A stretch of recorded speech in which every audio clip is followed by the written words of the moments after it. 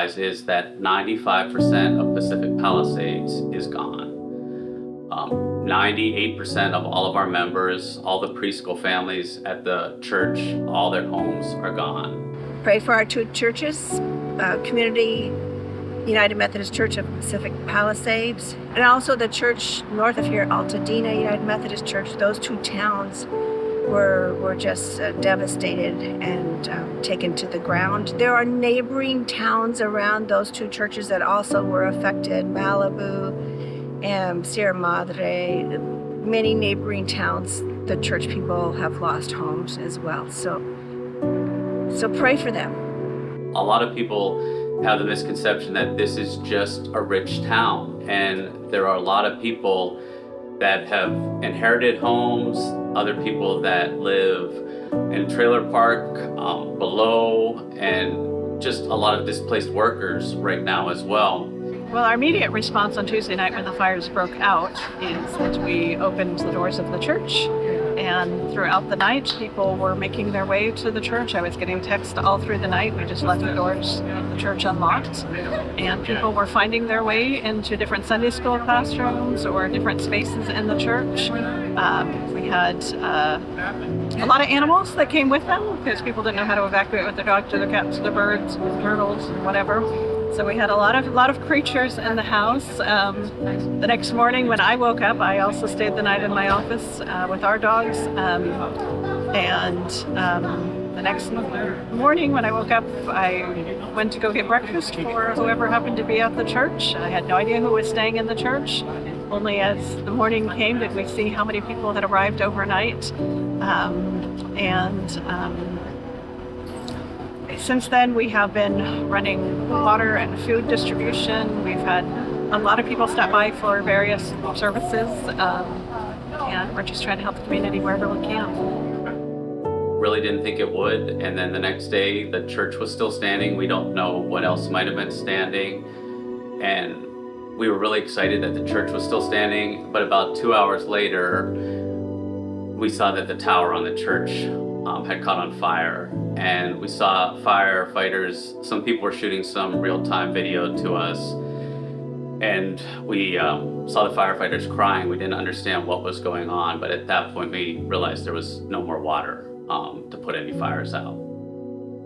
So since Tuesday evening, we've responded in a whole variety of different ways, and we're still trying to figure out the systems that make that work. We have three main areas we've been concentrating on. That is accommodation, finding places of shelter for people as they evacuate. That's one. Grief counselling is another that's going to be so important going forward. We have got a lot to process. We're still recovering from COVID and all the mental health issues that gave us. So finding grief counsellors who are prepared to spend some time with people and help them talk through their experiences has been really important. And then handling donations. In a variety of different ways. Donations not only of things, tangible things, but of your gifts and services. What can you do to help others? Can you go sit with somebody? Can you provide some level of comfort?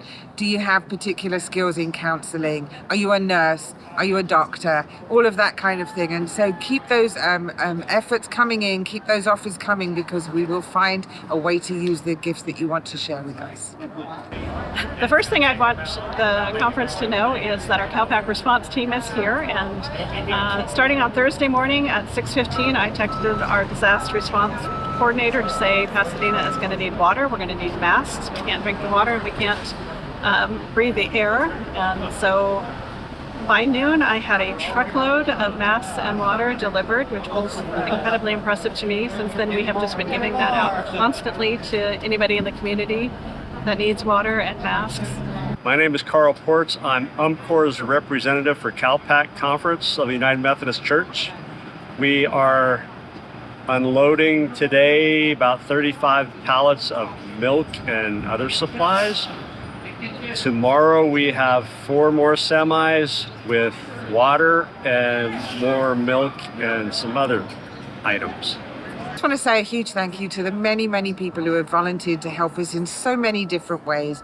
We're here today with about 30 or 40 people who have turned up to help us unload some of the trucks that are bringing donations of water, milk and cleaning goods that we can store here until we can get them distributed out.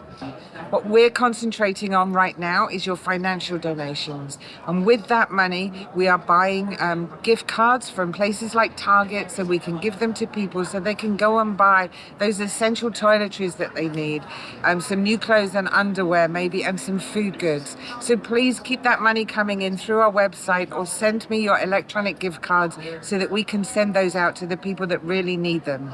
If you support UMCOR, you support CalPac, you support this effort today and beyond with the fires that are here and any other disaster that may come forward. But as we move on, once the fires are out, there's going to be quite a period of time before we can actually get on site to help, because the hazardous materials people have to go in before us.